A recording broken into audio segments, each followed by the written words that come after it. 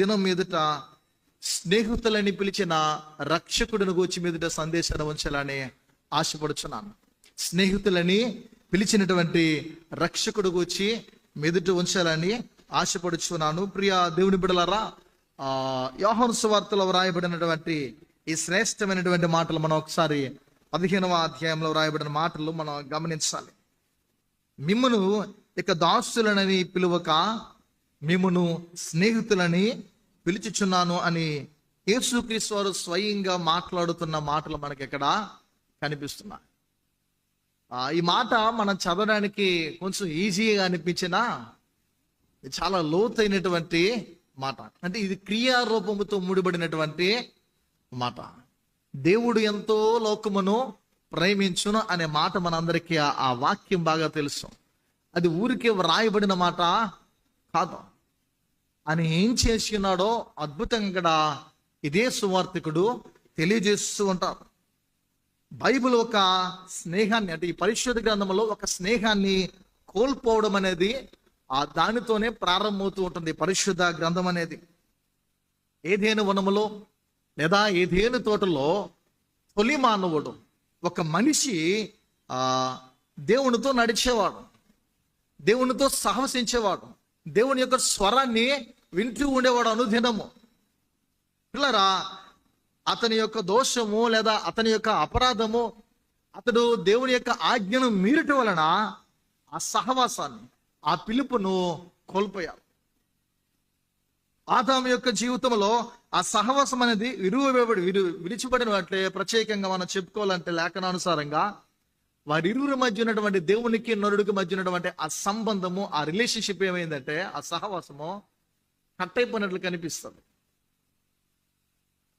ఎందుకంటే చేయకూడనటువంటి పనిని చేయడం వల్ల ఆ దోషము ఆ సహవాసాన్ని విరిచింది.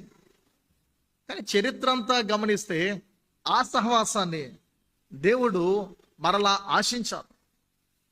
మనుషులతో మాట్లాడాలి, వారు నాతో మాట్లాడాలి, వారితో నేను సహవసించాలి, వారు నాతో సహవాసాన్ని కలిగి ఉండాలి అనే ఈ స్నేహాన్ని దేవుడు వెతకాలి. దేవుడు వెతుకుతూనే ఉన్నాడు.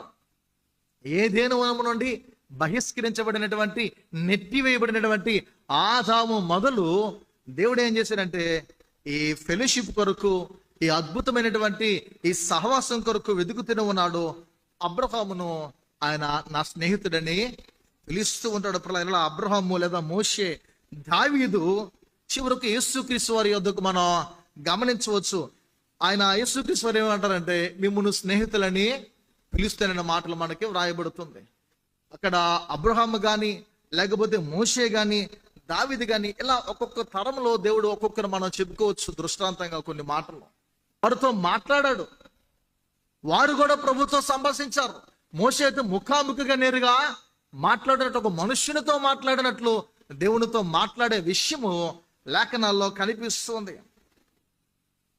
యేసుక్రీస్తు వారు కూడా మిమ్మును స్నేహితులనని పిలుచుచున్నాను అనే మాట ప్రలారా అంటూ ఉన్నారు. ఇది ఒక సంబోధన కాదు, ఏదో ఒక నోటితో పలికిన మాట మాత్రమే కాదు.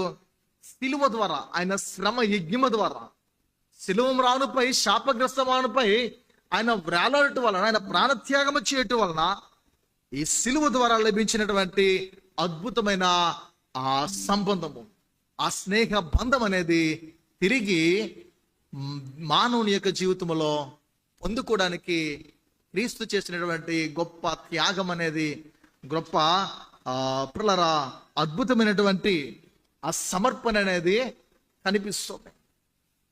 అందుకే యేసుక్రీస్తు వారు అంటున్న ఆ ప్రత్యేకమైన మాటలో ఇక మిమ్మును దాసులని పిలువక స్నేహితులని పిలుచుచున్నాను.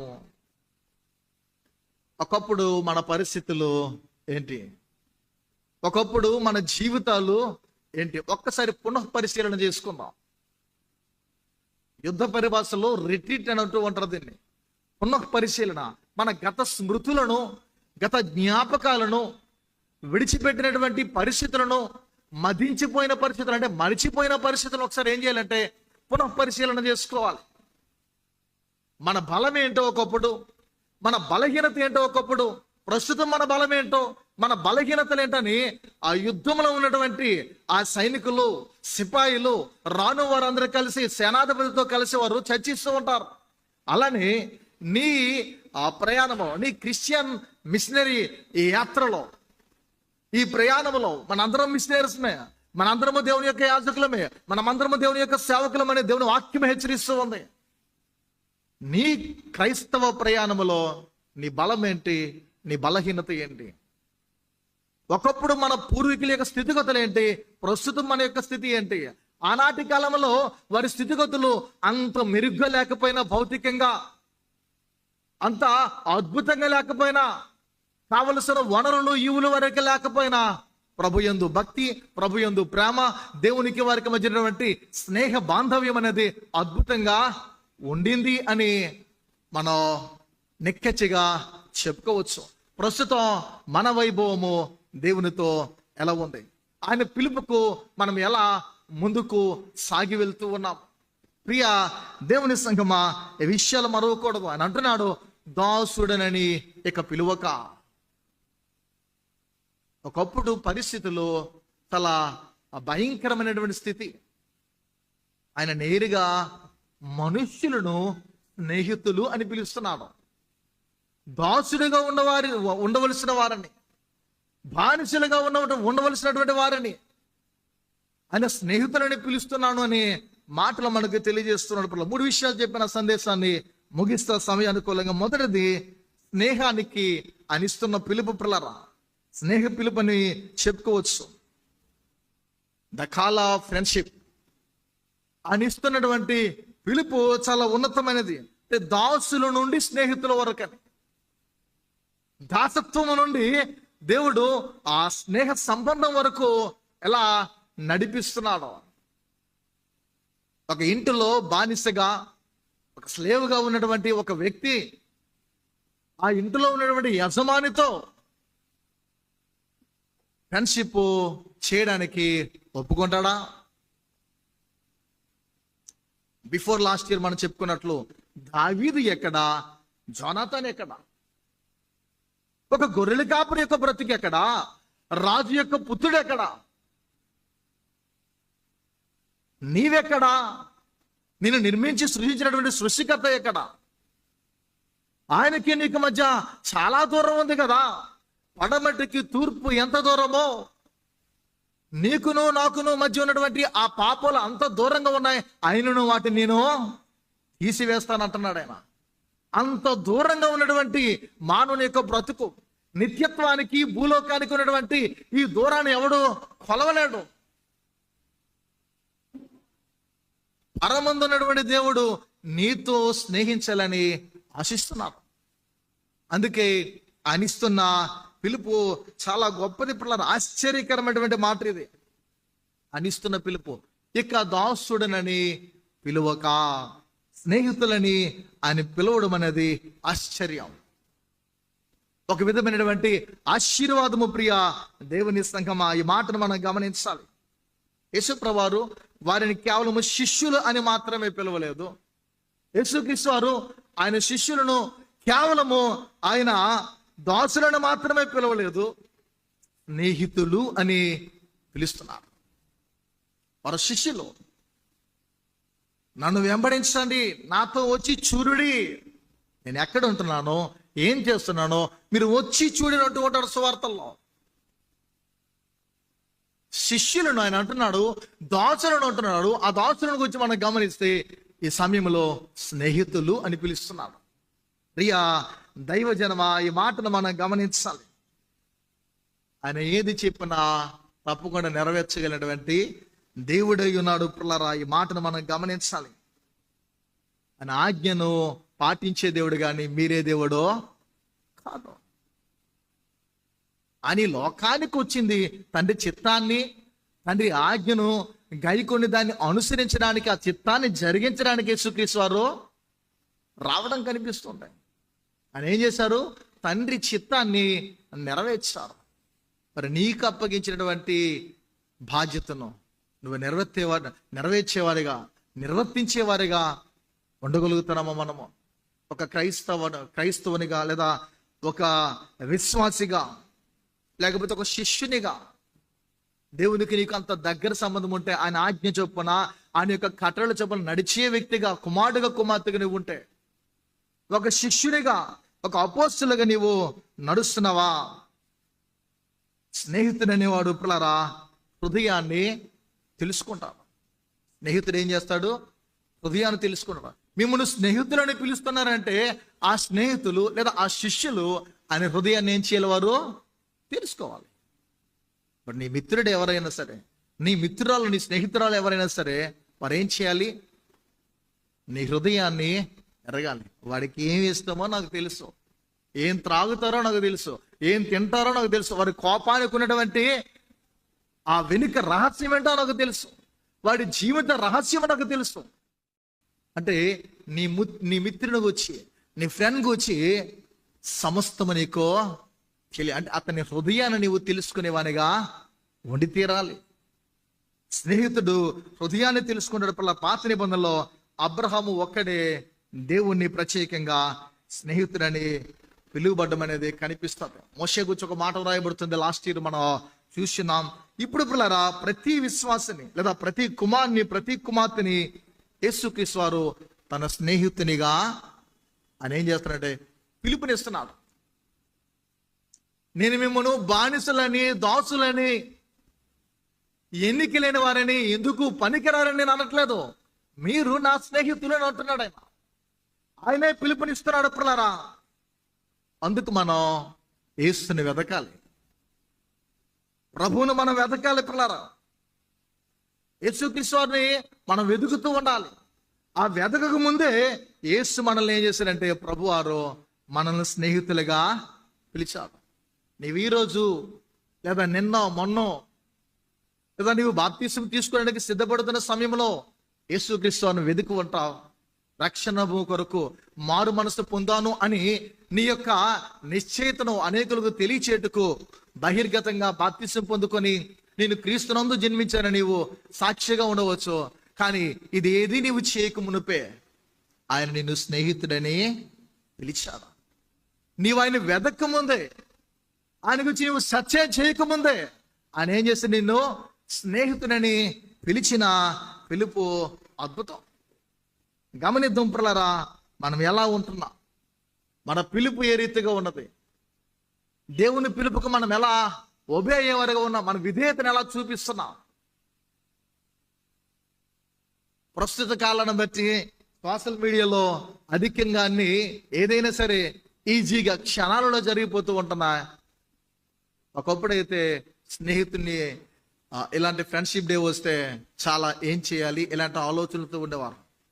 సింపుల్గా ఒక టెక్స్ట్ మెసేజ్, రకరకాలుగా ఏదో ఏ వచ్చింది కనుక రకరకాల ఇమేజ్ క్రియేట్ చేసి మనకు నచ్చినట్టు విధంగా చేసుకుంటూ పోతూ ఉంటున్నా. కానీ దేవుడు కొరకు, ఆయన ఇచ్చిన పిలుపు కొరకు, ఆయన ఇస్తున్నటువంటి స్నేహం కొరకు, ఆయన చూపిస్తున్నటువంటి అద్భుతమైన ఆ సహవాసం కొరకు, ఆ పిలుపుకు నీవెలా స్పందిస్తున్నావు? ప్రభా, లోక స్నేహములన్నిటికంటే నీ స్నేహము నాకు కావాలి అనే ఆ ఆలోచన, అలాంటి ప్రేరణ నీలో జనిస్తుందా? నీలో పుడుతుందా, ఉత్పన్నమవుతుందా? నీ హృదయంలో, నీ ఆంతర్యములో అలాంటి కోరికలు, ఆలోచనలు రాగలుగుతున్నాయా? నీతో స్నేహము నాకు ఎంతో మేలయ్యా అనే ఆలోచనలు మనలో రేకెత్తింపబడుతున్నాయా? నీ స్నేహం ఉంటే చాలు, నీ ఆలోచనలు నేను బ్రతికేస్తా, నీ నడిపింపులు నేను ముందుకు వెళ్తా అనే పాటలు ఎన్నో వెలువడ్డాయి. పాటలు పాడేవారిగా కేవలం మనం ఉండక దానిలో ఉన్న సారాన్ని గ్రహించి దాని ప్రకారం నా బ్రతుకు ప్రభుతో మిళితమై కొనసాగుతుందా అనేది చాలా అవసరం. నేనేం పాడుతున్నానో ఆ పాటకు తగు రీతిగా నేను అనుభవించి ఆయనలో ఉంటూ అలా ఉన్నానా అని పాటల వాక్యాధారాలతో కూడిన ఆ పాటల ద్వారా మన బ్రతుకులు కూడా ఏమవ్వాలి, అలా ఉన్నాయి లేవని మనం పరిశీలించుకోవాల్సిన అవసరత ఉంది పిల్లరా. మనము యేసును వెదకక ముందే, ప్రభువును మనం వెదకక ముందే ఆయన నిన్ను స్నేహితుడని పిలిచాడు. శిష్యులు అంటున్నారు ఆ కాలం మందు, ఆయన పరిచర్య కాలంలో, ఇక దాసులు నేను మిమ్మను పిలువక స్నేహితులని పిలుచుచున్నాను అనే మాటను మనకు తెలియజేస్తున్నాడు. ప్రియులారా, 10వ వచనం అంటాడు, నేను నా తండ్రి ఆజ్ఞలు గైకొని ఆయన ప్రేమ యందు నిలిచిన ప్రకారం మీరు నా ఆజ్ఞలు గైకొనని ఎడల నా ప్రేమ యందు ఒకడు ఆయన గైకొనాలంటే, ఆయన అనుసరించాలంటే తప్పకుండా ఆజ్ఞలు ఏం చేయాలి? గైకుంటూ ఆయన ప్రేమ యందు నిలిచి ఉన్నారు. రామకు ప్రతిరూపమే ప్రభు అయిన యేసు. ప్రేమకు అవతారమూతే యేసు. అంత గొప్ప ప్రేమను చూపించాడు కనుక ఆయన మనము కలిగి ఉండి ఆయనలో మనము నిలిచి ఉండాలంటే మనం గైకొనవలసింది, అనుసరించవలసింది ఆయన ఆజ్ఞలు. అంటే ఆయన చెప్పిన మాటలు మనం అనుసరించాలి. ఆయన చెప్పిన మాటల్లో ఏది మీరినా, ఏది ఉల్లంఘించినా ఆయన ప్రేమలో మనం లేనట్లే, అంటే ఆయనలో మనం నిలువనట్లే. ఆయన ద్వారా మనం ఏమైనా పొందుకోవాలంటే, లేదా మనం ఆయన్ని సంతోషపరిచేవారిగా, మహిమపరిచేవారిగా ఉండాలంటే ఎప్పుడులారా ప్రత్యేకంగా మనము ఆయన ఆజ్ఞలను అనుసరిస్తూ ఆయన పిలుపుకు లోబడి వెళ్ళాలి. ప్రభా, నీవు నన్ను పిలుస్తున్నావు, అద్భుతమైనటువంటి ఈ సహవాసం కొరకు నన్ను పిలుస్తున్నావు. నీ స్నేహ బాంధవ్యములో నీవిస్తున్న ఈ పిలుపుకు నిన్ను విధేయత చూపించి నిన్ను అనుసరిస్తా. ఆ వినయం మనలో ఉందా? ప్రియ దేవుని సంగమా, ఈ విషయాలు మనం గమనించాలి. రెండవదిగా ఆలోచన చేస్తే ఆ స్నేహానికి పరిచయం అనేది, లేదా స్నేహం యొక్క విశేష అధికారం అనేది కూడా మనం చెప్పుకోవచ్చు. స్నేహం కొరకైనటువంటి పిలుపు కనిపిస్తుంది, స్నేహ పిలుపు అని మొదటిగా. లేకపోతే దాన్నే మరో విధంగా చెప్పుకోవచ్చు, ఒక దాసుడు స్నేహానికి ఎలా వెళ్తున్నాడనే విషయం మనం చెప్పుకున్నాము. రెండవదిగా ఆలోచన చేస్తే స్నేహానికి పరిచయం. ప్రియ దేవుని బిడ్డలారా, లేకపోతే స్నేహం యొక్క విశేష అధికారం అని కూడా ఈ సువార్త ద్వారా మనం మాట్లాడవచ్చు. ఎందుకంటే దేవుని వాక్యము సుస్పష్టంగా తెలియజేస్తుంది, తండ్రి యొద్ద నేను విన్నదంతయు మీకు తెలియజేసేదను. ఈ అధ్యాయం మనం చదివితే మనకి 15 నుండి అలా చదువుకుని వెళ్తే అధ్యాయాలు యోహాను సువార్తలో 17 అధ్యాయాలు ఎక్కువ కనిపిస్తాయి. తండ్రి యొద్ద ఏదైతే నేను నేర్చుకొని ఉన్నానో, విని ఉన్నానో, నేను విన్నదంతా కూడా ఏం చేస్తున్నాను? నేను తెలియజేస్తున్నాను. అంటే నేను ఏది దాచిపెట్టుకోవట్లేదు, ఏమి విన్నానో అది మీకు తెలియజేస్తున్నాను. ఒక కుమారుడిగా, ఒక కుమార్తెగా, ఒక తండ్రిగా, ఒక తల్లిగా, పేరెంట్స్గా మనము విన్నది మన పిల్లలకి ఎలా బోధిస్తున్నాం, ఎలా టీచ్ చేస్తున్నాం, ఆత్మ సంబంధమైన బోధలు ఏం చేస్తున్నాం? ఏనాడైనా దేవుని వాక్యం విన్నది నీ ఇంట్లో నీ పిల్లలకు బోధించావా? ఏదేమైనా విన్నటువంటిది ఈరోజు ఏం విన్నావు? చర్చికెళ్ళావుగా, ఏం నేర్చుకున్నావు అని ఆరాధిస్తావా నీ కుమార్తెని? సండే స్కూల్కి వెళ్ళిన మీ పిల్లలని ఏం నేర్చుకున్నారా అని ప్రశ్నించారా? ఒక స్త్రీల సమాజపు వారిగా ముందుకు సాగుతున్నటువంటి ప్రయాణంలో ఇంటి యజమానులుగా ఈ దినం ఏం నేర్చుకున్నావు తల్లి అని నీ శ్రీమతిని, నీ ఇంటి గృహని నువ్వు ప్రశ్నించావా? సంఘ నాయకులకు, సంఘ విశ్వాసులమైన మనం ఎలా స్పందిస్తున్నాం? సంఘ కాపరకు విశ్వాసులుగా, దేవునిచే ఏర్పాటు చేయబడిన బిడ్డలుగా, బాప్తిసం పొందుకున్న వారులుగా మనం ఎలా స్పందించేవారుగా ఉండగలుగుతున్నాం? ముఖ్యంగా దేవుని వాక్కుకు ఎలా మనం స్పందిస్తున్నాం? అందుకే ఈ మాట వాడుతారు. నేను అంటున్నాను, దేవుని వాక్యం వినే విషయంలో కూడా స్పృహ అనేది కావాలి. ఏం కావాలి? స్పృహ కావాలి. అది మన జీవితంలో ఉన్నప్పుడు, ఆ అప్రమత్తత మనలో ఉన్నప్పుడు దేవుని వాక్యాన్ని పట్టుకుంటాం. అప్రమత్తత లేకపోతే పట్టుకోలేకుండా పిల్లల జీవితంలో ఉండిపోతాం. హెబ్రీ గ్రంథకర్త 2వ అధ్యాయం ప్రారంభం నుండి చదువుకుని వెళ్తే, మీరు వినిన సంగతులు విడిచిపెట్టి కొట్టుకుని పోకూడనట్లు వాటి మీద మరి విశేష జాగ్రత్త కలిగి ఉన్నాడు అంటాడు.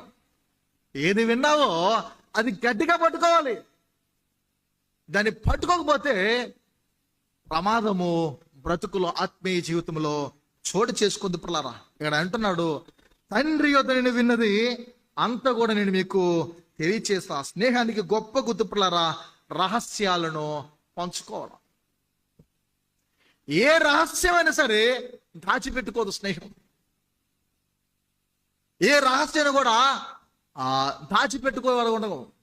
అంటే ఎదుటి వారు కాదు, మిత్రులు ఏం చేస్తారంటే ఆ రహస్యాలను పంచుకునే వారిగా ఉంటారు పిల్లరా. అబ్రహాముతో ఎగ్జాంపుల్గా సొదొమ విషయాన్ని దేవుడు దాచిపెట్టలేదు.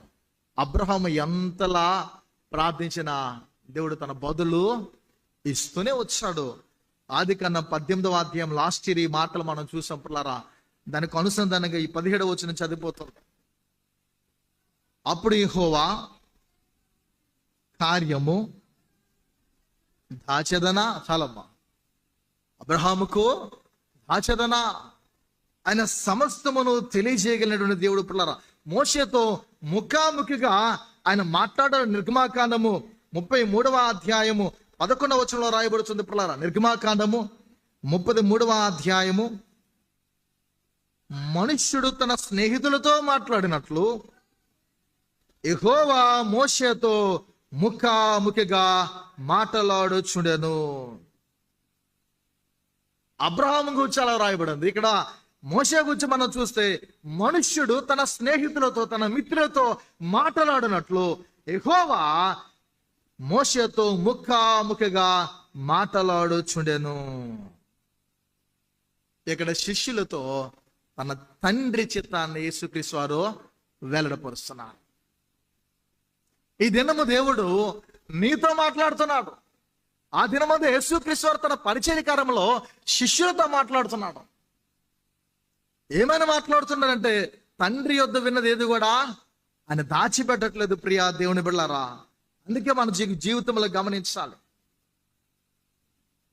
నీకు దేవునికి మధ్య ఉన్న ఈ పరిచయం చూడండి. ఇద్దరు స్నేహితులు ఉన్నారు అనుకో, ఎలారా మీ పరిచయం ఏర్పడిందని అర్థం కదా.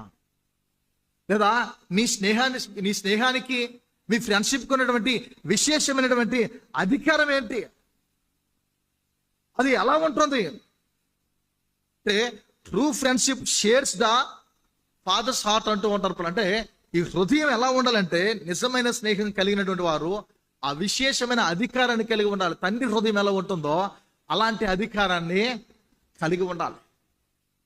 అలాంటి ప్యూర్ హార్ట్ అనేది ఉండాలి. శుద్ధత అనేది జీవితంలో కలిగి ఉండాలి. వాక్యములో పిల్లరా మనం ఆదికాండం చదివితే అబ్రహాం గురించి అద్భుతంగా రాయబడతాయి. వీటిని యాకోబు పత్రికలు కూడా మాట్లాడుతూ ఉంటాడు. ప్రియమైన దేవుని సంగమా, ముఖాముఖిగా మోషేతో మాట్లాడుతున్నాడు, ఒక స్నేహితునితో మాట్లాడినట్లు దేవుడు ఇప్పుడు యేసుక్రీస్తు వారు తన శిష్యులకు తెలియచేస్తున్నారు. ఆశీర్వాదకరమైనది పిల్లరా. స్నేహం అనేది సహవాసానికి కేవలం మాత్రమే కాదు. స్నేహం అనేది ఓన్లీ సహవసించడానికి మాత్రమే కాదు. ఈ విషయాన్ని మన జీవితంలో గ్రహించాలి పిల్లరా. దానికే కేవలం వెల్లడింపు కూడా ఇది. ఈ మాటలు మనం గమనించాలి. ఇది ఎలా ఉండాలంటే ఒక క్రైస్తవుని జీవితంలో ముఖ్యంగా దేవుని చిత్తాన్ని జరిగించడానికి, దేవునితో అద్భుతమైన సహవాసంలో ఎదగడానికి ఆత్మీయ జీవితంలో నీ ఫ్రెండ్షిప్ దోహదపడాలి, నీ స్నేహము ఉపయోగపడాలి. అందుకే నీ మిత్రుడు ఎవరో చెప్పు, నువ్వెలాంటి వాడు నేను తెలియజేస్తా అంటారు పెద్దలు. అసలు నీ స్నేహితుడు ఎవరు చెప్పు, నీవేంటో నీ స్థితి ఏంటి నేను ఈజీగా చెప్పేస్తా అంటారు. అందుకే నీకు స్నేహితుడు ఎవరైనా ఉంటే ఆత్మీయ జీవితంలో ఒక క్రైస్తవునిగా ఆ వ్యక్తి ఎలా ఉన్నాడో, నీకు స్నేహితురాలు ఎవరైనా ఉంటే వయసుతో సంబంధం లేదు, ఇదివరకు మనం చెప్పుకున్నట్లు నీకు స్నేహితురాలు ఎవరైనా ఉంటే ఆత్మీయ జీవితంలో వారికి ఉన్నటువంటి ఆ నిపుణత, ఆత్మ సంబంధమైన ఆ ఎదుగుదల, స్పిరిచువల్ గ్రోత్ అనేది ఎలా ఉన్నదనేది నీకు తెలిసే ఉంటుంది. తప్పకుండా ఏ విషయంలో వారు నేర్పరులుగా ఉన్నారు, ఏ విషయంలో వారు నిపుణత కలిగిన వారుగా ఉన్నారు, ఏ ఏ విషయాల్లో వారు రాణించేవారుగా ఎదిగేవారుగా ఉన్నారు. ప్రస్తుత కాలంలో ఆత్మీయ ఎదుగుదల అనేది కొరవైపోతుంది. ఏ ఏ విషయాల్లో అధికంగా ఎదిగేవారిగా ఉంటున్నాం. ఒక చంటి బిడ్డ అప్పుడే అన్నీ తెలుస్తున్న సమయంలో చిన్నపిల్లలు వారు ఉపయోగించే రీతిలో ఆండ్రాయిడ్ మొబైల్స్ పెద్దవాళ్ళు యూజ్ చేయలేకపోతున్నారు. పిల్లలు అంతలా ఉన్నారు. అదేనే కాదు, ప్రస్తుత కాలంలో విపరీతమైనటువంటి లోక జ్ఞానము, భూ సంబంధమైన జ్ఞానము, తాంత్రికమైనటువంటి జ్ఞానం ఎక్కువైపోతుంది. మనుష్యులంటే దేవుడు అంటాడు, జ్ఞాని అయిన సొలొమోను ద్వారా యథార్థవంతులుగా పుట్టించడు కానీ వారట వివిధమైన తంత్రములో కల్పించుకున్నారు. వివిధమైన తంత్రాలు కల్పించుకున్నారు. లోకమంతా ఇలా వెళ్తూ ఉంది. వారు అలా పోకడను కొనసాగిస్తున్నారు. మేము కూడా అలానే వెళ్తామని ఇశ్రాయేలీయులు ఆశించారు. అందుకే మాటి మాటికి చెరలోకి వెళ్ళే పరిస్థితులు వారికి దాపురించాయి. ఒక స్నేహితుడిగా దేవుడు నీతో ఉంటున్న మాట ఏంటంటే, నువ్వు క్రమముగా సరి అయిన రీతిలో ఆయనకు నచ్చిన రీతిలో లేకపోతే ఇశ్రాయేలును శత్రువులకు అప్పగించినట్లు మనల్ని కూడా ఆయన అనుకూలమైన, ఆయన ఇష్టము ఏదైతే అనుకుంటాడో ఆయన చిత్తానికి అనుగుణంగా మనల్ని దేనికి అప్పగించాలో దానికి అప్పగిస్తాడు. కొందరిని రోగాలకు అప్పగిస్తాడు, కొందరిని రుణభారాలకు అప్పగిస్తాడు, కొంతమందిని 10 మందిలో హాస్యాస్పదంగా నవ్వులు పాలే పరిస్థితి, అంటే ఆ అవమానకరమైన పరిస్థితులను నడిపిస్తాడు. ఎలా అయినా ఏదైనా ఏం చేసైనా ఆయన విరిచి ఆయన తట్టు మనం మళ్లించుకోవాలని, ఆయన తట్టు రప్పించుకోవాలని దేవుడు తన కార్యము చేయక మానడు సుమా. విరవాలి విరవాలి విరవాలి అని యాకోబుని దేవుడు ఎంతో ఆశించిన యాకోబు విరుగుబడడానికి ఇష్టపడలే. కానీ ఒక దినమందు విరుగుబడిన పరిస్థితి దాపురించింది. తొడగూడు ఒసిలిపోయినట్లు కుంటినారము పిల్లరా అది మొదలు వారు ఇశ్రాయేలు ఎవరో తినరు. అది మొదలు బలముగా మోషే అంటాడు యాకోబుకి వచ్చి మగసిరి గలవాడని రాస్తాడు. అలాంటి బలాఢ్యుడైనటువంటి శరీర దారుఢ్యం కలిగినటువంటి యాకోబు కుంటివాడైపోయాడు. మీరు నమ్ముతారు లేరు. అంటే చేతి కర్ర సహాయం లేకుండా ఇజ్రాయేలుగా మార్పు చెందిన యాకోబు ఇంకా నడవలేడు. నీవు నన్ను దీవిస్తే గానీ నేను విడిచిపెట్టను, నీవు నన్ను ఆశీర్వదిస్తే గానీ నేను విడిచిపెట్టను. ఏ జన్మంది అయితే నా తదుపరి చేతి కర్ర అతనికి సహాయం అవసరమైంది. నమ్మగలవా? ఆశీర్వాదం అంటే నువ్వు పెద్ద ఇల్లు కట్టుకోవడము, దీవెనలంటే నీకు తరగని బంగారం, ఇంటిలో వజ్రాలు, లేకపోతే నీ పిల్లలు తినిన తరగనటువంటి ఐశ్వర్యము కూడగట్టుకోవడం కాదు. అఘూరు ప్రార్థనలు అంటాడు సామెతల్లో, దేవా నేను నీతో 2 మనవలు చేస్తున్నాను, నేను చనిపోకముందు లేదు వెడలిపోకముందు దాన్ని నాకు అనుగ్రహించు. వ్యర్థమైన వాటిని గురించి మాట్లాడతాడు, అబద్ధముల గురించి మాట్లాడతాడు. ఇవన్నీ 2 మాటలు చెప్తాడు. అవి ఏం చెప్తాడంటే, తగినంత ఆహారం నాకు అనుగ్రహించంటాడు.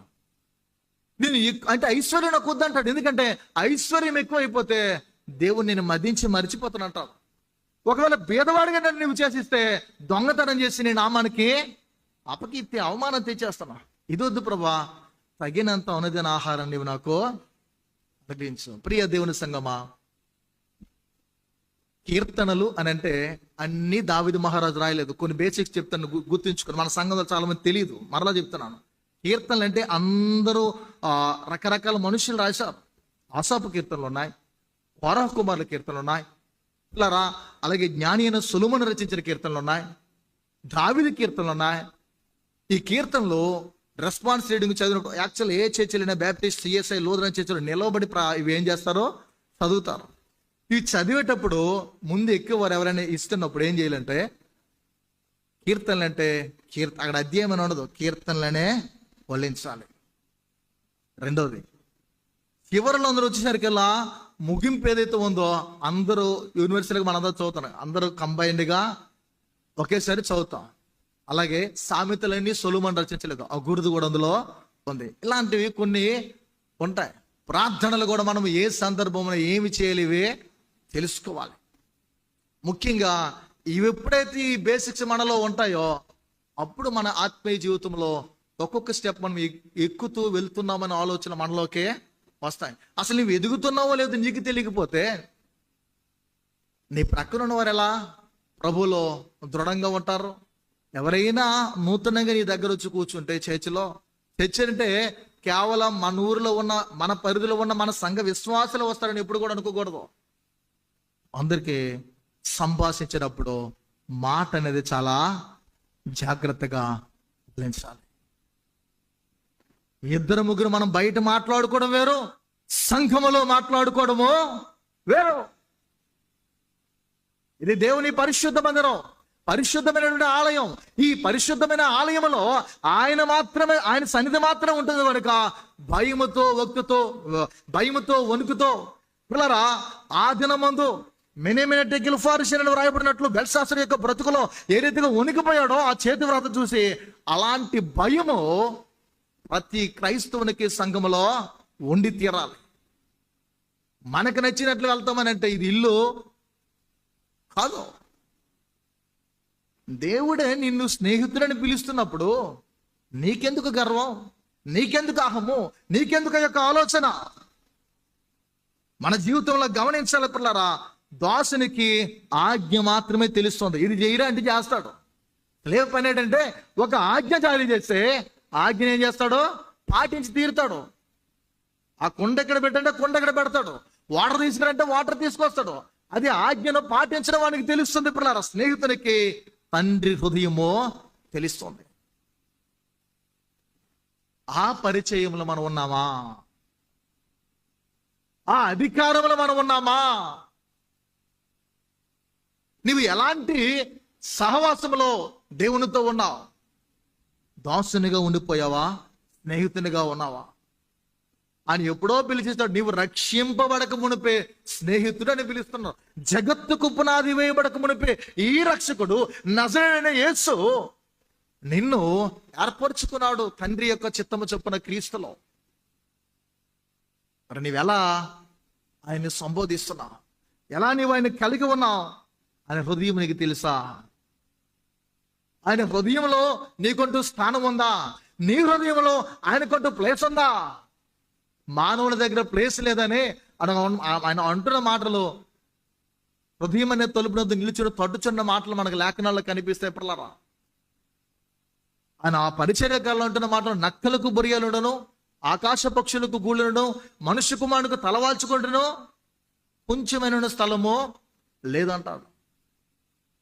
ప్రియ దేవుని బిడ్డలారా, ఇది సందర్భంలో కాదు కానీ మన జీవితంలో గమనించాలి. మన హృదయంలో లేదా మన హృదయం అనబడిన ఇంటిలో ఆయనకి స్థలాన్ని ఇచ్చేవారుగా ఉంటున్నామా? నీవు ఇస్తే తప్పకుండా ఆయన బాండింగ్లో ఉంటాం, ఆయన స్నేహంలో ఉంటాం. ఈ ఫ్రెండ్షిప్ ఎక్కడికో దారి తీస్తుంది. ఎలా ఉంటుందంటే దేవుడు ఆ దినమందు హానోకుతో నడిచి వెళ్ళిపోయినట్లు లేఖనాల్లో రాయబడింది. మరి వారికి ఉన్నటువంటి ఆ సహవాసము, వారికి ఉన్నటువంటి ఆ బంధము ఎంత దృఢంగా ఉందో ఆలోచన చేయండి. ప్రియ దేవుని బిడ్డలారా, మనము దాసులుగా ఆజ్ఞలు పాటించే వారిగా ఉంటున్నామా కేవలం, లేదా తండ్రి హృదయాన్ని ఎరిగే వారిగా ఉంటున్నామా? నేటికి మన పరిస్థితులు ఎలా ఉన్నా చూడండి. యూనిటీ క్రిస్టియానిటీలోనే కనిపించదు, ఐక్యత ముస్లింలో కనిపిస్తుంది. దేశంలో ఏ మసీదుల మీద ఎక్కడ కూడా ఇలాంటి మనం గమనించాలి. ఎక్కడ వారిపై దాడులు కనిపించవు అతిగా, కానీ క్రైస్తవులపై ఎందుకు వస్తున్నాయి?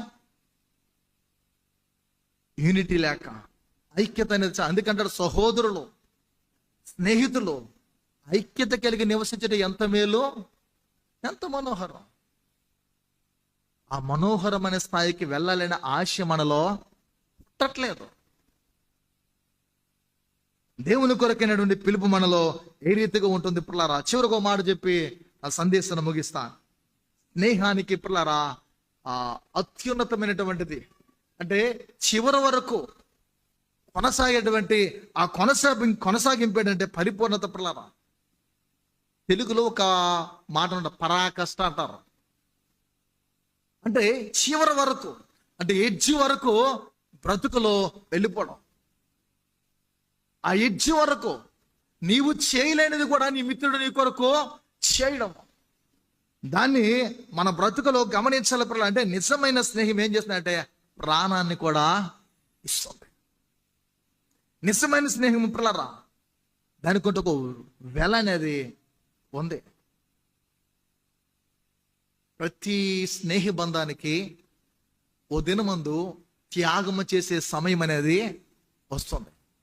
నీ మిత్రుడి కొరకు, నీ మిత్రురాలు కొరకు ఈ లోకంలో నీవు నీ వెలను చెల్లించే సమయం, నీవు త్యాగము చేసే సమయం అనేది వస్తుంది.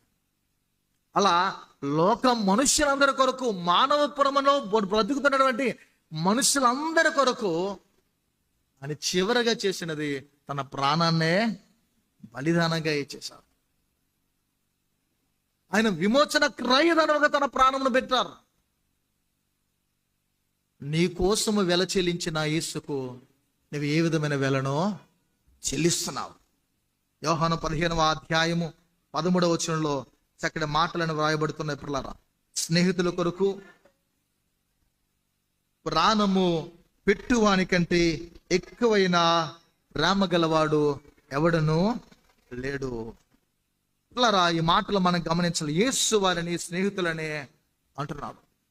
ఈ మాటలు మనం ఆలోచన చేయాలి. తన స్నేహితుల కొరకు తన ప్రాణము పెట్టువానికంటే ఎక్కువైన ప్రేమ గలవాడు ఎవడను లేడు. ఎవరు లేరని దేవుని వాక్యం తెలియజేస్తుంది. ఈ మాట పిల్లరా, తన రక్తములో ఆయన ముద్రించారు. కాసేపు అయితే ప్రభు యొక్క శరీరమును, ప్రభు యొక్క రక్తమును మనం తీసుకుని పోవచ్చు ఉన్నాం. ఈ విందులో పాలు బొమ్మలు పొందుటకు మనం సిద్ధపడుతూ ఉన్నాం. ప్రియ దేవుని సంగమా, ఈ మాటను బట్టి మనం తెలుసుకోవాల్సిందే, ఆయన రక్తములో ముద్రించాడు. అంటే లోకములో మన బ్రతుకులో స్నేహితులు సమయాన్ని ఇస్తూ ఉంటారు. అంటే మన కొరకు సమయాన్ని హెచ్చిస్తారు. నీతో కాలాన్ని గడపడానికి వారు సమయాన్ని నీకు ఇస్తూ ఉంటారు. ఇంకేమైనా వస్తువులు నీకు ప్రజెంట్ చేసి ఉంటారు. ఇంకేదైనా నీకు ఇచ్చే ఉంటారు. ఏదైనా చేయడానికి త్వరపడుతూ ఉంటారు స్నేహితులు, లోకంలో ఉన్నటువంటి మిత్రులు. కానీ యేసు ప్రభువారు చేసింది ఏంటంటే తన ప్రాణాన్నే ఇచ్చేసారు. నీ తండ్రి ఎవడు, నీ తల్లి ఎవరు, లోకములో ఎవరు కూడా, స్నేహితుడైన వారు ఎవరు కూడా ప్రాణాన్ని ఇవ్వరు. కానీ ప్రభు మన కొరకు ఆయన చేసింది ఏంటంటే తన ప్రాణాన్నే ఇచ్చారు. ఆయన రక్తాన్ని మన కొరకు చిందించారు. ఆయన రక్తమంతా ఒలికించారు. మనకి విమోచనను, రక్షణనైనా ప్రసాదించారు. అందుకే సిలువపై కారింది రక్తం మాత్రమే కాదు, నా ప్రియ స్నేహితులారా అని నిన్ను నన్నైనా పిలిచిన పిలుపు కనిపిస్తుంది. నాతో నీవు ఉంటావా? భక్తుడు అంటాడు పిల్లరా, రచయిత, వాగ్గేయకారుడు, స్నేహితుడా నా మంచి యేసయ్యా, నీతో స్నేహం నాకెంతో మేలయా. ఆయనతో స్నేహం మాత్రమే మనకి మేలు. ఆయన స్నేహాన్ని మనము కలిగి ఉంటే బ్రతుకు ఆశీర్వాదకరంగా ఉంటుంది. లోక స్నేహము ఎలాంటిదని దేవుని వాక్యము అద్భుతమైన జ్ఞానాన్ని పొందుకున్నటువంటి సొలొమోను మహారాజు సామెతలు ఎన్నో, ఒక్క యవ్వన బిడ్డలకైనా కాదు, నరుడనే ప్రతి మనిషికి ఉపయోగకరమైన మాటలు పొందుపరిచాడు అందులో, ఆ సామెతలలో. పగవాడంట లెక్కలేని ముద్దులు పెట్టేస్తాడంట.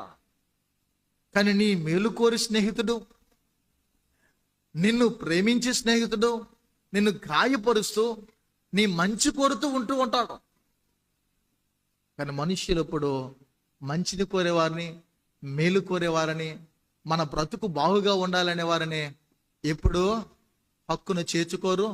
వారిని ఆలింగనం అంటే కౌగిలించుకోను ఉండరు. గాయాలు చేసేవారిని, మోసం చేసేవారిని, మనతో ప్రేమగా ఉంటూ స్నేహితులుగా ఉంటూ చక్కగా స్నేహములోనే శత్రుత్వం అనేది పెంచుకుంటూ వెనకుండి గోతులు చూసే వాళ్ళు చాలా మంది ఉంటారు. నా బ్రతుకులు కూడా చాలా మంది ఫ్రెండ్స్ని ఫేస్ చేశాను నేను. నాతో ఉంటూ, నాతో తింటూ, నేను వారితో ఉంటూ అలా సాగిస్తున్న ప్రయాణంలో గోతులు తవ్వేవారు లేకపోలేదు పిల్లరా. అలాంటి వారు ఉంటారు. అందుకే మన శత్రువును కూడా గుర్తించి జ్ఞానాన్ని మనము కలిగి ఉండాలి. ఇదివరకు ఈ మాట చెప్పాను. గొలియాతు సవాలు విసురుతూ ఉంటాడు. గాతువాడైన గొలియాతు సవాలు విసురుతూ ఉంటే ఇశ్రాయేల్ సైన్యం అంతా వెనక్కి తగ్గుతూ వాడు రోజు రోజుకు ముందుకు వస్తూ ఉన్నాడు. ఇంటిలో అభిషేకింపబడి కూడా కూర్చున్నటువంటి దావీదును దేవుని ప్రేరణ చేయి తన తండ్రి మాట్లాడినప్పుడు యెషయా ఆ సమయంలో దావీదుకు ముందుకు వెళ్తే ఇంటిలో పెద్ద అన్నకి ఏం చేస్తాం, అన్నయ్య అనేవారికి, ఇంటిలో పెద్దగా మొదటిగా పుట్టిన వానికి ఏం చేస్తాం, వాడు ఎంత చెడ్డోడైనా ఎంత మంచోడైనా తరువాత జన్మించిన వాళ్ళు ఏం చేస్తారు, వారి మాటకి గౌరవాన్ని మర్యాదను ఇస్తారు. వాడు రాగాలంటాడు, నీ బుద్ధినో తెలీదా, నువ్వు ఎందుకడికి వచ్చానో తెలీదా, నీ పరిస్థితి తెలియదని తగాద పెట్టుకుంటాడు. గొడవ పెట్టుకుంటుంటే ఏమీ మాట్లాడు. వీడు నా శత్రువు కాదు, మాట్లాడుతున్నవాడు కూడా వీడు కాదు, వీడిలో దుష్టుడు పనిచేసి నాతో మాట్లాడుతూ ఉన్నాడని వాడిని పక్కన పెట్టి అలా వెళ్ళి ఆ తదుపరి జరిగిన పరిస్థితులు మనకు తెలుసు. గాతువాడైన గొలియాతుని ఎలా ఎదుర్కొన్నాడో, ఏ రీతిగా విజయాన్ని సాధించాడో. ఎందుకు ఈ మాట చెప్తానంటే, శత్రువు కంటే ప్రియమైన శత్రువు చాలా ప్రమాదకరం. అందుకే నీ శత్రువును గ్రహించాలి, మేలుకోరి స్నేహితుడిని గ్రహించాలి.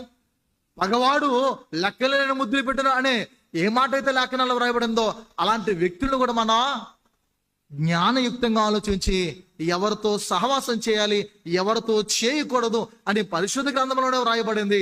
ప్రారంభంలో అంటాడు కీర్తనలో, దుష్టుల మార్గం నువ్వు నడవద్దురా బాబు, పాపుల మార్గం నువ్వు నిలవద్దు అని అంటాడు. అపహాసకులు కూర్చుని చోట కూర్చోవద్దు, నీ బ్రతుకు కూడా నాశనం అయిపోద్ది. నీ స్నేహం పోవాలంటే, నీ బ్రతుకు పోవాలంటే నిజమైన స్నేహితుడైన యేసుతో నీవు స్నేహం చేయి. నీ జీవితం బాగుంటుంది, అనేకులకు అనుకరణగా నీవు ఉంటావు. ఆయన నీకు దిక్సూచి అయి ఉంటాడు. నీకు కావలసిన ఆత్మ సంబంధమైన వనరులు ఇవులైనా ప్రసాదిస్తాడు. ప్రియా దేవుని సంగమా, ఏదైనా వనములో స్నేహాన్ని కోల్పోయిన తొలి మానవుడు మనకి కనిపిస్తున్నాడు. సిలువపై తిరిగి అదే స్నేహాన్ని మానవులందరూ పొందుకున్నట్లు యేసుక్రీస్తు వారు గొప్ప త్యాగాన్ని చేస్తున్నారు. అది 21 ప్రకటన గ్రంథంలో 3లో రాయబడుతుంది. పిల్లరా, అది మనం పొంది ఉన్నాం. ఆ స్నేహము నిత్య సహవాసంలో మారుతుంది. ఏదైనా వనంలో కోల్పోయిన సహవాసము సిలువ మ్రానుపై యేసుక్రీస్తు ద్వారా తిరిగి పొందుకుంటే ఈ స్నేహం ఏమైపోతుందంటే, ప్రకటనలో రాయబడినట్లు నిత్యత్వం అనే ఆ పరలోకములో నిత్య సహవాసముగా మారిపోతుంది. కొంతకాలమే ఈ ప్రేమ, కొంతకాలమే ఈ స్నేహము అని ఏదైతే పులి స్టాప్ ఇక్కడ కనిపిస్తుందో అది పులి స్టాప్ అనేది కాక ఎల్లకాలము, జీవితకాలము, నిత్యకాలం అంతా కూడా అక్కడ ఆయనతో ఉండే ధన్యతను దేవుడు దయచేస్తాడు. క్రైస్తవ జీవితంలో గొప్ప ఆశీర్వాదము యేసును స్నేహితునిగా పొందడం కాదు, యేసు చేత నా స్నేహితుడు అనే అబ్రహామును కూర్చైనా తెలియజేసినట్లు మనము అనిపించుకోవడం. ఎప్పుడారా అలాంటి స్నేహంలోనికి మనం వెళ్ళాలి. అబ్రహాము నా స్నేహితుడు, యోబు నా కుమారుడు, యథార్థవంతుడు అని దేవుడే సాక్ష్యం ఇచ్చినట్లు మనకు వచ్చి, మన కుటుంబాలకు వచ్చి, మన యొక్క బిడ్డలకు వచ్చి, మన సంఘానికి వచ్చి దేవదేవుడు దేవదూతలు ఎదుట సాక్ష్యం ఇచ్చినట్లు మనం ఆయన స్నేహ బాంధవ్యములో నమ్మకముగా, విశ్వాసము కలిగి, భయభక్తులు కలిగి జీవిద్దాం. లోకంలో మంచి స్నేహితులు సంపాదించుకుందాం, వారిని కూడా ప్రభువులో బలపడదాం, వారి ద్వారా కూడా మనం కూడా బలపరచబడదాం. అలాంటి స్నేహములో, అలాంటి అద్భుతమైన ఆత్మీయ సహవాసములో మనమందరము సాగిపోతూ ప్రభు దీవెనలు, ఆశీర్వాదాలు, ఆయన కొరకైన శ్రమలు అనుభవిస్తూ ఈ లోకములో గొప్ప క్రైస్తవులుగా, గొప్ప క్రైస్తవ కుటుంబాలుగా, గొప్ప క్రైస్తవ సంఘముగా ముందుకు సాగుదాం. అలాంటి కృపను, అలాంటి సహవాసాన్ని, అలాంటి స్నేహాన్ని పరిశుద్ధమైన దేవుడు మనకి పరిశుద్ధాత్మ ద్వారా కలుగు చేసి విమోచన క్రయధర్మగా తన ప్రాణం బిడ్డను మనం విమోచించి స్నేహితుల కొరకు ప్రాణం బిడ్డను యేసును మనము మరిచిపోకుండా ఆయన్నే అనుసరిద్దాం. ఆయన కొరకు మన శాశ్వత జీవితాన్ని సమర్పించుకుందాం. రండి, తలలు ఉంచుదాం, ప్రార్థన చేద్దాం. దేవుడి మాటలు దీవించాలని ప్రార్థిద్దాం. ప్రియులారా, స్నేహానికి పిలుపు, ద కాల్ ఆఫ్ ఫ్రెండ్షిప్, స్నేహానికి పరిచయం, స్నేహానికి అద్భుతమైనటువంటి ఆయన పెట్టిన ప్రాణత్యాగం. మంచి స్నేహితుడు ప్రేమిస్తాడు.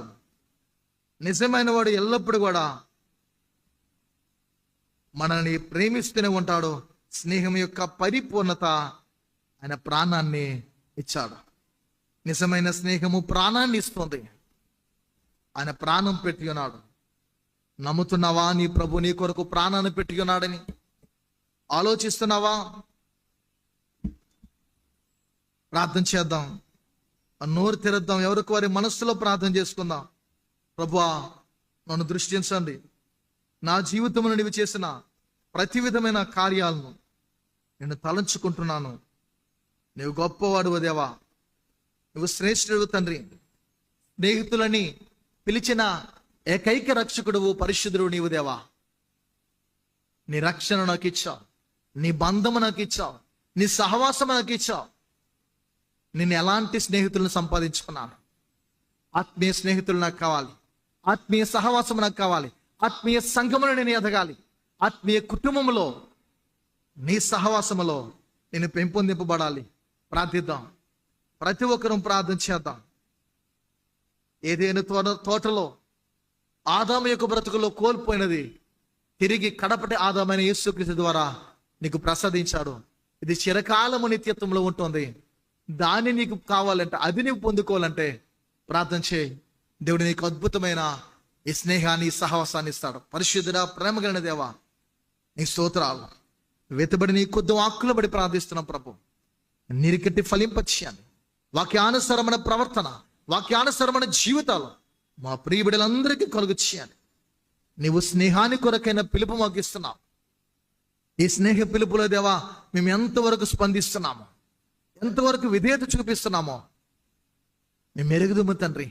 ప్రభా, ఇదిగో తండ్రి, నీ స్నేహము, నీవిచ్చే అధికారము చాలా ఔన్నత్యమైన తండ్రి, విశేషమైనటువంటి దేవా. నీ పరిచయం చాలా ఉన్నతమైనది. అందులో మేము ఉండాలి తండ్రి. మమ్మల్ని తలగా ఉంచుతానన్న దేవుడు తండ్రి.